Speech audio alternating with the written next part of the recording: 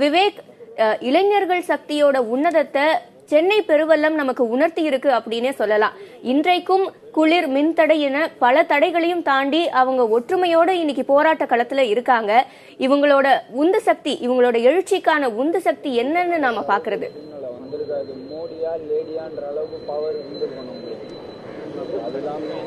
சிவரஞ்சனி, நீங்களே குறிப்பிட்டது போல சென்னை வெள்ளத்தில் பார்க்கப்பட்டது போல ஒரு குடிமை சமூகத்தினுடைய எழுச்சியாகத்தான் இங்கே இருக்கக்கூடிய இளைஞர்களுடைய அந்த ஒன்றுதலையும் அவர்களுடைய ஒற்றுமையையும் நம்மால் பார்க்க முடிகிறது. நம்மிடம் பேசிய சில இளைஞர்களே அதை குறிப்பிட்டார்கள். வெள்ளத்தில் நாங்கள் எப்படி எங்களுக்காக ஒன்றிணைந்து எங்களுடைய பாதிப்புகளை சரி செய்து கொண்டோமோ அதே போல இந்த ஜல்லிக்கட்டு விவகாரத்திலும் அரசியல் தலையீடுகளோ அல்லது வேறு எந்த தலையீடுகளோ இல்லாமல் ஒன்றிணைந்து ஒற்றுமையாக இருந்து எங்களுடைய கட்டுக்கோப்பான முயற்சியின் அடிப்படையில் நாங்கள் எங்களுடைய தேவைகளை, கோரிக்கைகளை நிறைவேற்றிக் கொள்வோம் என்று அவர்கள் கூறினார்கள். எல்லோருக்கும் ஒரு தினத்தை மறக்க முடியாது என்று சொல்லக்கூடியவர்களா, அப்படி கடந்த 1.5 மாத காலமாகவே சென்னை மெரினா கடற்கரை என்பது பரபரப்பாகத்தான் இருக்கிறது. முதலமைச்சர் ஜெயலலிதா அவர்கள் மறைந்த பிறகே தொடர்ச்சியாக பரபரப்பாகத்தான் இருக்கிறது. இங்கே இருக்கக்கூடிய இளைஞர்களுக்கு இந்த ஜனவரி 17ஆம் தேதி இரவு என்பது மறக்க முடியாத ஒரு இரவாகத்தான் இருக்கும் என்று எதிர்பார்க்கப்படுகிறது. முதல்வருடைய அறிக்கை இன்னும் இன்றைக்கு வரக்கூடும் என்ற எதிர்பார்ப்பு நிலவுகிறது. இதை தாண்டி உச்சநீதிமன்றத்தில் இருக்கக்கூடிய வழக்கு, மத்திய அரசு அவசர சட்டம் கொண்டு வர வேண்டும் உள்ளிட்ட எதிர்பார்ப்புகள் என பல்வேறு விஷயங்கள் இதில் இருக்கின்றன. இளைஞர்களிடம் கேட்கலாம், இங்கே கூடியிருப்பவர்களிடம் கேட்கலாம், பல மணி நேரமாக நிற்கிறார்கள், அவர்களுக்கு என்ன மாதிரியான எதிர்பார்ப்புகள் இருக்கிறது என்று. வணக்கம். பல மணி நேரமாக இங்கே கூடியிருக்கிறீங்க. வெவ்வேறு விதமான கோரிக்கைகள், வெவ்வேறு விதமான பார்வைகள் இதில் இருக்கு. எது சரியா இருக்கும்னு நினைக்கிறீங்க? என்ன மத்திய மாநில அரசுகள் உடனடியாக என்ன செய்யும் நினைக்கிறீங்க? இங்க உதவி ஆய்வாளர் கொஞ்ச நேரத்துக்கு முன்னாடி பேசினாங்க. நேற்று ஒரு 3 மணிக்கா பேசினாங்க. ஸோ அப்போ அவர் சொன்னார் 29ஆம் தேதி தான் நாடாளுமன்றம் ஓப்பன் ஆகும். அப்போ இப்போ பேசின 2 அமைச்சர்களும் உங்ககிட்ட பேசுவாங்க. ஸோ இதோட இந்த போராட்டத்தை கலைச்சிக்கோங்க அப்படின்னாங்க. ஸோ ஆனால் அதை அவங்க கைப்பட எழுதி முன்னாடி கொடுக்கணும். அதே மாதிரி இங்கே இருக்கிறவங்க முடியாதுன்னு சொல்லிட்டாங்க. இன்னொன்று, இன்னைக்கு அலங்காநல்லூரில் வாடிவாசலில் காளைகளை அவுத்து விட்டாதான் இங்கே இருக்கிற மொத்த கூட்டமும் போகும், எல்லா ஊர்ல இருந்து வந்திருக்க கூட்டமும் போகும் அப்படின்னு சொல்லிட்டாங்க. இதை இன்னும் அவசர சட்டமா எடுத்து உடனடியா பண்ணணும். இன்னும் 10 நாள்லாம் பொறுத்து இருக்கவே முடியாது. ஏன்னா ஆல்ரெடி 2 வருஷம் வெயிட் பண்ணியாச்சு. இன்னும் வெயிட் பண்ணா இப்போ ஆல்ரெடி காளைகளை காட்சி விலங்கு பட்டியலில் சேர்த்துட்டாங்க. இன்னும் இதே மாதிரி விட்டோம்னா இங்க இருக்கிற தமிழர்கள் எல்லாத்தையுமே காட்சி விலங்கு பட்டியலில் சேர்த்துருவாங்க. உச்ச நீதிமன்றத்தில் வழக்கு இருக்கு. இப்போ இது தொடர்பாக மத்திய மாநில அரசுகள் தொடர்பான நடவடிக்கைகளை தாண்டி உச்ச நீதிமன்றத்துக்கு இந்த வழக்கை எப்படி அணுக வேண்டும் நினைக்கிறீர்கள்? அவர்கள் என்ன முடிவெடுக்கும் நினைக்கிறேன்? எங்களுக்கு வேண்டியதெல்லாம் ஜல்லிக்கட்டு.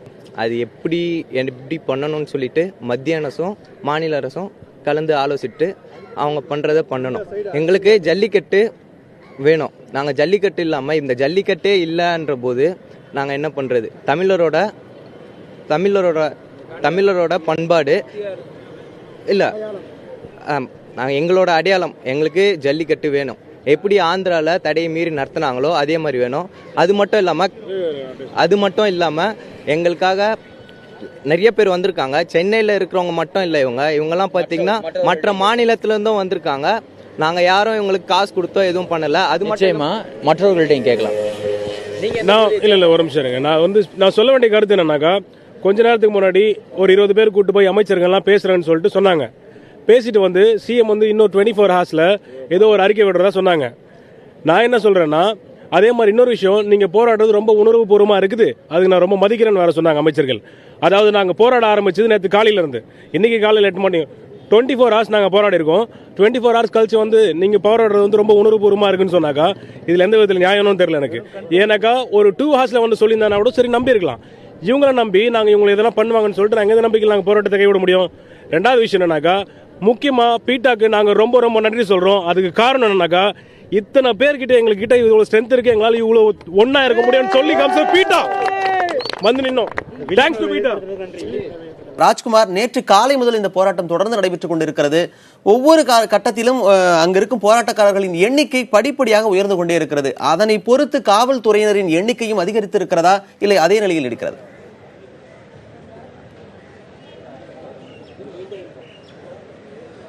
மணிமாறன், சென்னை மெரினா கடற்கரையில் கடல் அலை சத்தத்திற்கு நடுவே தமிழகத்தில் ஜல்லிக்கட்டு போட்டியை நடத்த வேண்டும் என்று தொடர்ந்து குரல் எழுப்பி வரக்கூடிய இளைஞர்களுடைய போராட்டம் தொடர்ந்து நடைபெற்று கொண்டுதான் இருக்கிறது. ஏற்கனவே கடந்த ஜனவரி 8ஆம் தேதி இதே சென்னை மெரினா கடற்கரையில் தொடங்கிய இந்த போராட்டம் தான் தமிழகத்தில் கல்லூரிகள் மற்றும் தமிழகம் முழுவதும் பல இடங்களில் போராட்டம் என்பது தொடங்கியது. தற்போது தமிழக முதலமைச்சர் ஓ பன்னீர்செல்வம் ஒரு குழு வந்து நள்ளிரவில் அமைச்சர்களை சந்தித்தார்கள். அந்த குழு போராட்டக்காரர்கள் இடத்தில் வந்து என்னவெல்லாம் கூறியிருக்கிறார்கள்?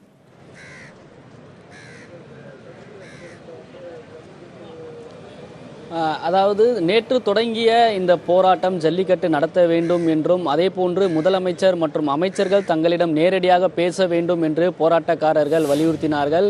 இதற்கு பின்பாக போராட்ட குழுவினர் 10 பேர் தமிழக அமைச்சர்கள் ஜெயக்குமார் மற்றும் பாண்டியராஜனை சந்தித்து பேசினார்கள். அந்த சந்திப்பில் அமைச்சர்கள் அளித்த உறுதியை அடுத்து இந்த இடத்தில் பேசப்பட்டது.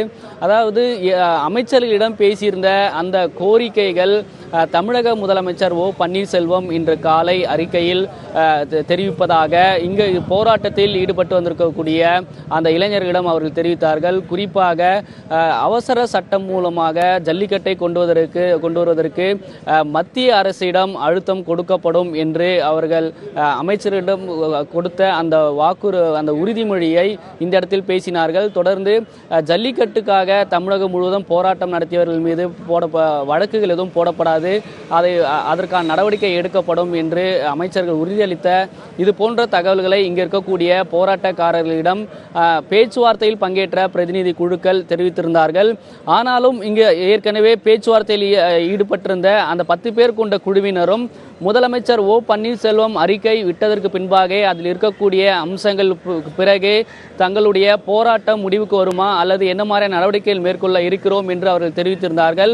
அதே கோரிக்கை தான் இந்த போராட்டத்தில் ஈடுபட்டு வரக்கூடிய இளைஞர்களும் இன்று காலை முதலமைச்சருடைய அறிக்கையை பொறுத்தே நாங்கள் எங்களுடைய போராட்டம் அடுத்த கட்டமாக எப்படி இருக்கிறது என்றும் அல்லது அறிக்கையில் திருப்தி இருந்தால் மட்டுமே நாங்கள் தற்போது இந்த இடத்தில் ஈடுபட்டு வரக்கூடிய இந்த போராட்டம் வாபஸ் பெறப்படும் என்று தெரிவித்திருக்கார்கள்.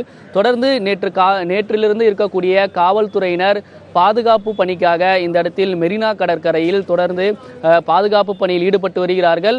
அதே நிலையில் முதலமைச்சருடைய அறிக்கை வரக்கூடிய வரைக்கும் இந்த இடத்தில் அமைதியான முறையில் உங்களுடைய போராட்டம் தொடரக்கூடிய நிலையில் உங்களுக்கான பாதுகாப்பு வழங்கப்படும் என்று காவல்துறையினரும் இந்த இடத்தில் தெரிவித்திருக்காங்க. மணிமாறன்.